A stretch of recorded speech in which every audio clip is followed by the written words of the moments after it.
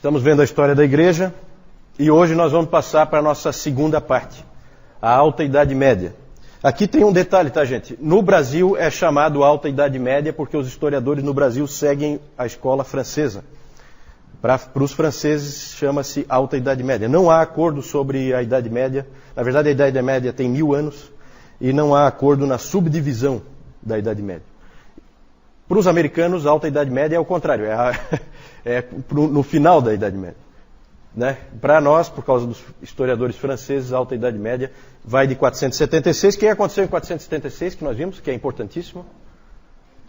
Queda do Império Romano. Falta um pedacinho. Do Ocidente, isso mesmo. Queda do Império Romano do Ocidente, certo? Ali é o fim da Idade Antiga, início da Idade Média, na história, mesmo na história secular. A Alta Idade Média nós vamos passar muito rapidamente. Nós vamos falar então de mais 500 anos de uma maneira muito rápida, porque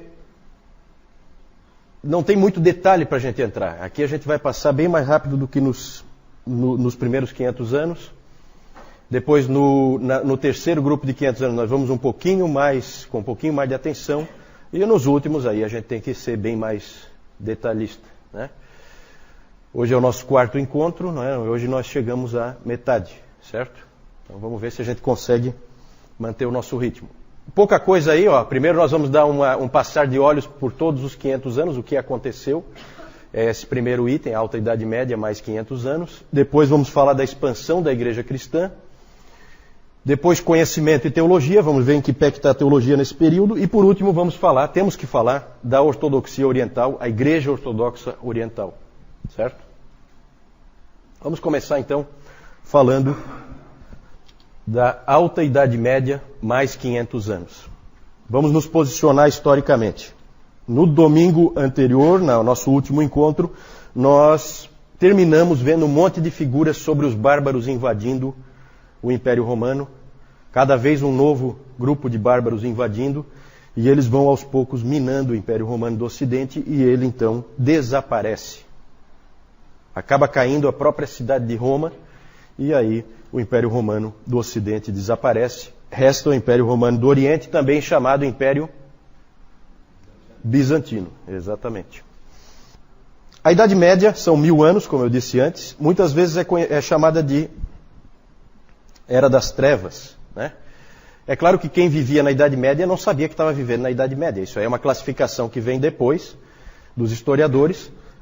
Por que média? Porque ela fica entre o período clássico e a modernidade. Ela é um período transitório entre dois grandes períodos da história da humanidade. Então ela é considerada uma época de baixa na história da humanidade. E se diz muito que essa época aí da Alta Idade Média é uma Era das Trevas. O próprio Justo Gonzalez, nos livros dele, ele chama esse período de Era das Trevas.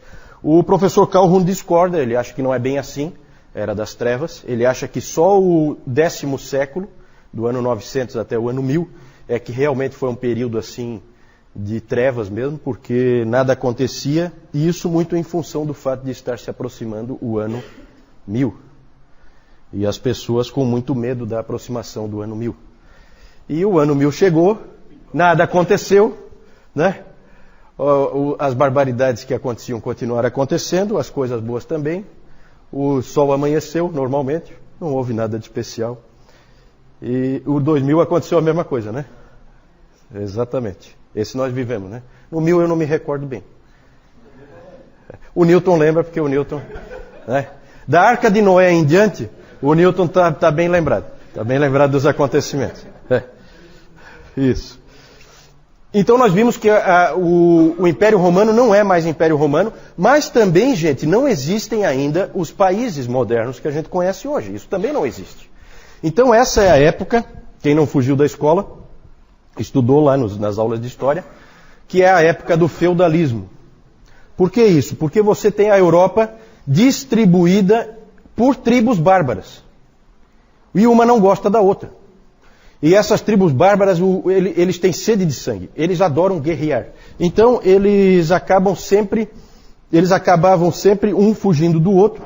Então, eles eram muito nômades e eles acabam ocupando toda a Europa. E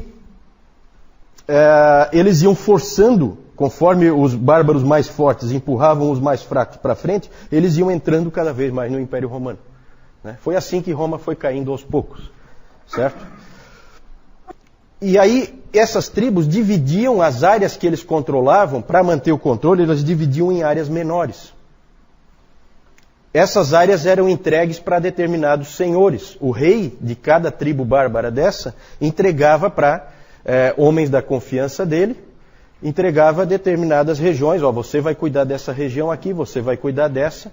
E todo mundo que vivia ali naquelas regiões era vassalo. Então você tem o senhor feudal, o senhor do feudo, assim chamado, e você tinha os vassalos, que são os que vivem ali dentro daquela área e devem obediência ao senhor feudal.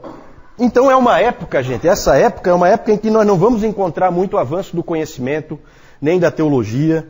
É uma época de camponeses, agricultores e soldados, certo? É uma época, tipicamente, as pessoas que você vai ver nessa época são camponeses, soldados, e a única coisa que dava unidade entre todas essas tribos era o quê? O cristianismo. O cristianismo. Exatamente. Então, nessa época aí, alguém disse que não adiantava você chegar para uma pessoa que vivia nessa época e perguntar para ela assim, de que país você é? Ela não vai te entender. Isso não significa nada. Mas pergunte para ela de que bispado ela faz parte e ela tem a resposta na ponta da língua. Então vejam a unidade que vem do fato da igreja estar presente no meio de todos esses povos bárbaros. Todos não, né? Os que estavam dentro do Império Romano, esses estavam sob a influência também da igreja católica romana. Nesse período nós já podemos falar em igreja católica romana, tá? A gente evitou de falar anteriormente da igreja católica romana, mas eu mostrei para vocês, nosso último encontro, no final eu mostrei um papa, que esse é o papa que é mais ou menos o marco do início da igreja católica romana, que é o papa, alguém lembra? Leão I, exatamente, Leão I. Esse papa aí foi quem primeiro foi ele que fez uma coisa interessante, que é o que até eu acho que foi a Adriana que me perguntou, pena que ela não está aí. Foi esse papa que que teve a ideia de pegar Mateus 16, versículos 18 e 19. Alguém abre para mim aí, por favor? Vamos colocar uma voz bonita aqui para falar. Também. A tua com certeza não. Falei voz bonita. Né? Mateus 16. Também eu te digo que tu és Pedro, e sobre esta pedra edificarei a minha igreja, e as portas do inferno não prevalecerão contra ela. Dar-te-ei as chaves do reino dos céus. O que ligares na terra terá sido ligado nos céus, e o que desligares na terra terá sido desligado nos céus. Todo mundo lembra desse texto, né? Como diria o Newton, todo mundo conhece esse texto. Todo mundo. Então esse texto, vejam que vocês lembram desse texto. Só que esse Papa Leão I teve a ideia de pegar esse texto e trazer autoridade para ele baseado nesse texto bíblico. Certo? Porque aí ele diz que as chaves do reino estão com Pedro e que a igreja é construída em cima de Pedro, o que num primeiro momento não resolve nada. Só que aí ele diz que Pedro foi o primeiro bispo da igreja de Roma. E que ele, pela sucessão apostólica, foi passando a autoridade e a chave para cada um dos bispos de Roma. Certo? Tudo isso aí não está no texto, né? Todos esses adendos aí, para construir a interpretação, evidentemente são ideias do Leão I, extremamente úteis essas ideias para a força do papado e para a força da igreja romana. Exatamente. A ideia da sucessão apostólica, que nós vimos em outro momento, né? Ele vai pegar essas pecinhas e construir um esquema usando uma base bíblica que vale até hoje, vocês sabem disso. Está sendo usado até hoje, isso aí está em vigor, né? Para a igreja católica romana. Esse então foi um grande papa para o catolicismo romano. O outro grande papa do catolicismo romano nesse período foi Gregório o Grande. Esse aí é o papa missionário. Foi ele que, depois de Paulo, nós podemos dizer que ele é o primeiro grande estrategista missionário. Ele realmente traçou nos mapas onde ele queria mandar missionários, quem ele queria conquistar. A expansão da igreja cristã que vem depois se deve muito a esse homem aí, Gregório o Grande. Gregório I. Depois nós vamos falar um pouquinho mais dele. Foi ele que mandou Agostinho de Cantuária para a Inglaterra. Nós vamos falar também de Agostinho de Cantuária. Não confunda com o outro Agostinho, Agostinho de Hipona, certo? É só o mesmo nome, mas não é a mesma pessoa. Aqui é em outro período. Nesse período, Roma era um grande centro do cristianismo. Qual era o outro grande centro? Constantinopla. Constantinopla é o outro grande centro do cristianismo. No Oriente, aí nós estávamos falando da Igreja Oriental, vamos falar um pouquinho da Igreja Oriental. Na Igreja Oriental, a ênfase não é tanto no poder dos papas, mas muito mais no poder dos imperadores. Lembrem-se que lá ainda existe o Império Bizantino, o Império Romano do Oriente. E o imperador tem uma influência muito grande sobre a Igreja. E um desses grandes imperadores desse período foi um imperador do VI século, que foi o Justiniano. Justiniano foi um dos grandes imperadores do Império Bizantino. Sempre que se fala do Império Bizantino, esse é o imperador que é lembrado, Justiniano. Esse Justiniano expandiu de novo o Império Romano do Oriente, né? Algumas bordas ele conseguiu levar mais para frente, em batalhas, e ele construiu grandes edifícios, ele criou muitas leis, ele é considerado um imperador legislador, e ele construiu a famosa Basílica depois o João vai mostrar, a famosa Basílica Hagia Sophia, Santa Sofia, que existe até hoje lá em Istambul, mas que hoje tinha virado uma mesquita e depois virou um museu. Hoje é um museu, né? Até onde eu sei. Essa igreja foi consagrada no ano 537 e era a maior igreja do mundo na época, certo? Inclusive se diz que Justiniano, isso é interessante, quando Justiniano entrou, quando ela ficou pronta e ele entrou então, e viu tudo pronto dentro, como ela estava, aí ele exclamou: ó Salomão, eu te superei. O cara não é fraco. Esses 500 anos, gente, foi uma época de expansão da igreja, expansão geográfica. Nós vamos ver daqui a pouco. Um dos nossos itens é sobre a expansão do cristianismo. E, nesse período, 2 nomes não podem faltar no estudo da história da igreja e no próprio estudo da história secular, nesse período do ano 500 ao ano 1000. O primeiro nome fundamental é o nome de Carlos Magno. Já ouviram falar, né? Carlos Magno. Carlos Magno foi o primeiro grande líder político da Nova Europa. Ele foi coroado no dia de Natal do ano 800. Ano 800, que século é? Isso aí é pegadinha, né? 7? Tem certeza? 8? Século? 8. 8, né? É o último ano do século 8, concorda? Todo mundo concorda? Então tá bom. Ele foi coroado imperador. Vejam que interessante. Volta de novo a figura do imperador. Ele foi coroado pelo Papa. Olha como é que é a relação. Isso aí é importante, tá? Ele foi coroado pelo Papa imperador do Santo Império Romano. Santo Império Romano. Então é comum quando a gente lê a história da igreja e a gente lê Calvino, Lutero e a gente encontra a figura do imperador. Fica estranho porque o imperador, como imperador, se não tem mais imperador? Tem, porque o Papa, junto com o Carlos Magno, bolaram essa ideia de voltar a ter um Império Romano. E o que se diz sobre o Santo Império Romano é que ele não é nem santo, porque várias barbaridades foram cometidas em nome dele, nem romano, porque a sede dele não é em Roma, né? E ele não é composto por romanos, ele é composto por germânicos, os reis são germânicos, né? E nem império, né? Porque não é tão grande assim para ser um império. Na verdade, um pouquinho de maldade nessa frase aí de alguns historiadores, porque dá para dizer sim que foi um império, pegava uma área bastante grande, o João vai mostrar depois, pegava uma parte da França, uma parte da Alemanha, todo o norte da Itália ali, Então era relativamente grande o Império Carolíngio. O Império Carolíngio é uma referência a Carlos Magno. Enquanto no norte nós tínhamos a expansão da igreja, ao sul surgiu o grande inimigo do cristianismo. O grande inimigo nesses 500 anos, o grande inimigo nos 500 anos seguintes, e o grande inimigo nos 500 seguintes, e provavelmente o maior inimigo nos 500 seguintes também. Chama-se Islã. Surgiu no século VII. Né? Toma cuidado porque muita gente diz que essas religiões antigas, judaísmo, cristianismo e o islamismo, todas surgiram na mesma época. De jeito nenhum, né, gente? De jeito nenhum. O judaísmo é muito mais antigo que o cristianismo e o cristianismo é muito mais antigo do que o Islã.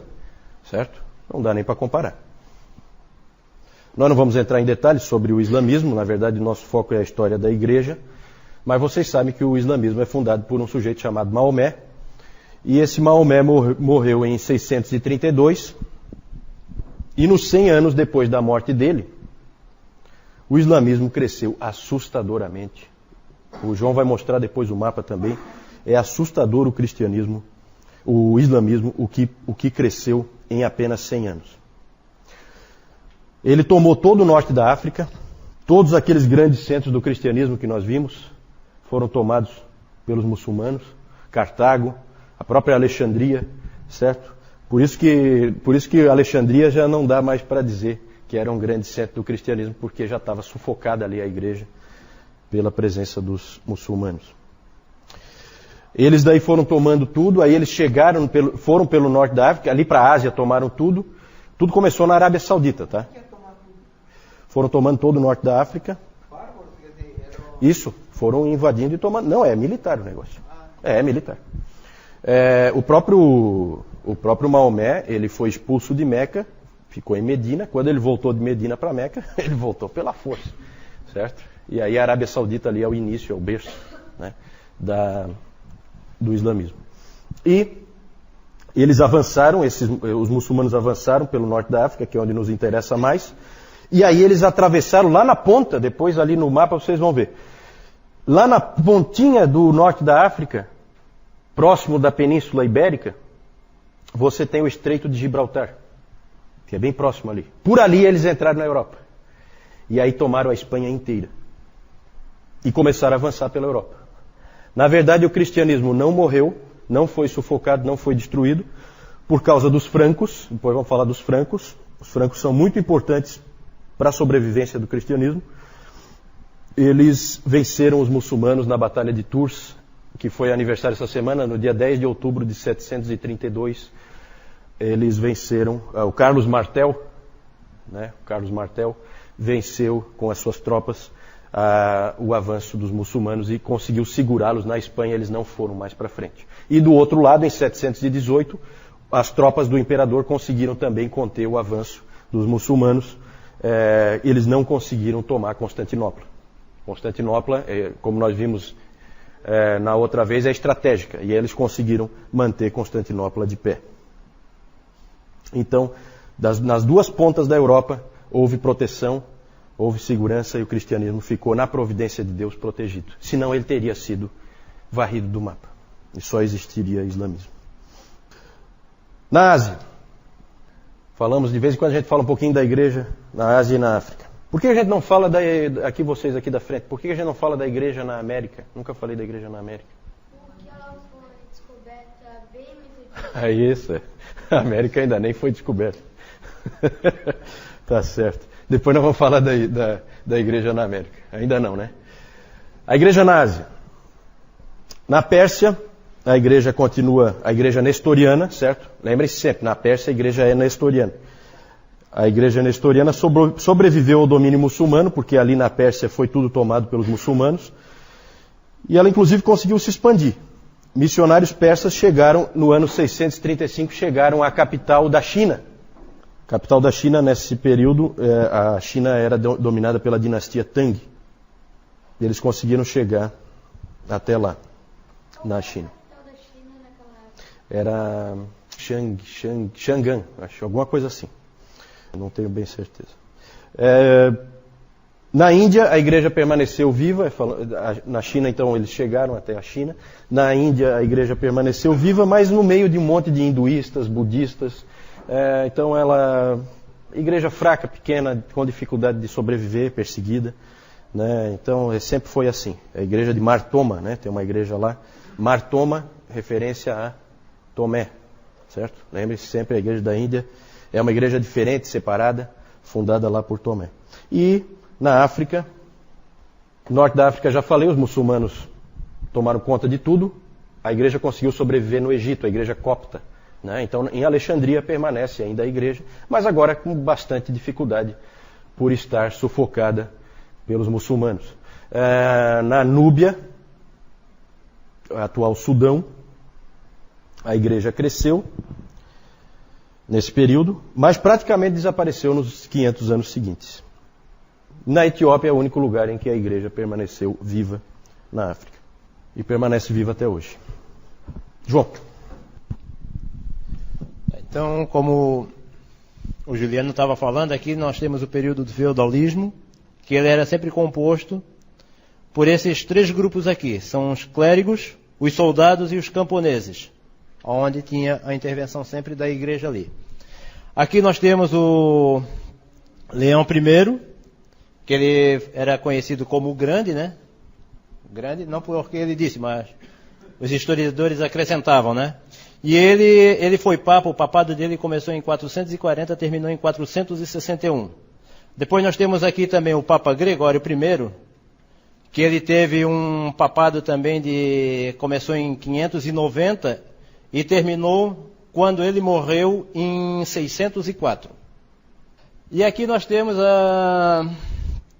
aqui primeiro o imperador Justiniano, e aqui nós temos a igreja Hagia Sophia, que quer dizer Santa Sabedoria.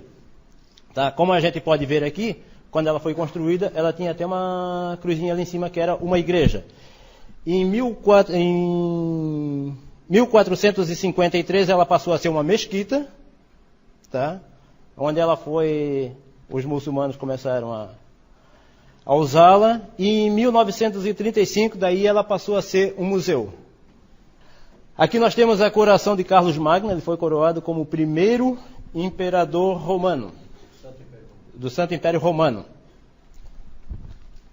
E nós temos aqui também Carlos Magno e o líder dos saxões. E aqui agora nós temos o Império Carolíngio, que o Juliano acabou de falar, tá? Que foi o Império de Carlos Magno. Essa parte azul aqui foi a parte que ele herdou quando o pai dele faleceu. O nome do pai dele era Pepino. E ele tinha outro irmão, que o irmão faleceu logo em seguida, então ele herdou toda essa parte aqui.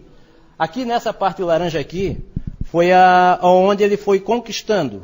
Então ele conquistou aqui todo o norte da Itália, pegou aqui a Alemanha, pegou essa região aqui, mas aqui também ele pegou. E essa parte amarela aqui é a região habitada pelos vassalos. Aqui nós temos a entrada de Maomé em Meca, tá? Nós temos a pregação do Alcorão, e aqui nós temos também a Batalha de Tours, que, como o Juliano mencionou ainda há pouco, na sexta-feira passada teve o aniversário dela, 10/10. Aqui nós temos a expansão dos muçulmanos. Ele começou aqui, tá? Na Arábia Saudita.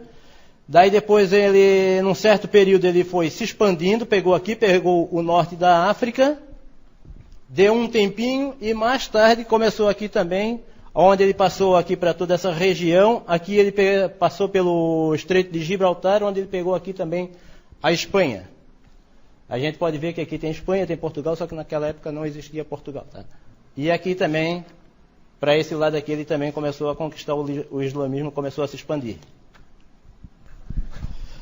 Eu não sei onde é que o João conseguiu uma figura em alemão ali, né? Esse João é coisa de louco.